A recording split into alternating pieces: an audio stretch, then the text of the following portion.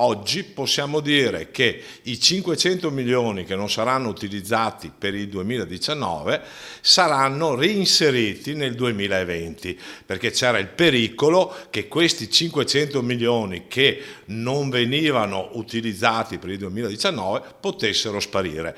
Questo è un pericolo che è stato sventato e quindi tranquillizziamo tutti i risparmiatori. È palpabile la soddisfazione dell'Associazione dei risparmiatori per lo scampato pericolo. L'accordo di conservare nel fondo di garanzia i finanziamenti non erogati quest'anno è l'esito dell'incontro avuto a Roma ieri con il sottosegretario Alessio Villarosa al MEF, Ministero dell'Economia e Finanze. Ieri è stata una giornata positiva, il fondo è salvo, non perdete tempo. Chi ha fatto l'istanza prima del 15 ottobre è assolutamente tranquillo, può stare assolutamente tranquillo, perché quello che vale è il documento. Quindi se lui ha un indennizzo di 10.000 euro, quello è l'indennizzo che avrà.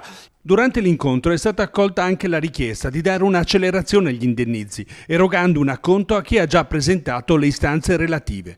Per coloro che dovessero ancora farlo, Rete Veneta offre lo spunto per lanciare un promemoria. Ringraziamo sempre Rete Veneta che puntualmente ci dà la possibilità di informare i risparmiatori. Chi avesse dei dubbi può contattare l'associazione. Vi preghiamo di non perdere tempo.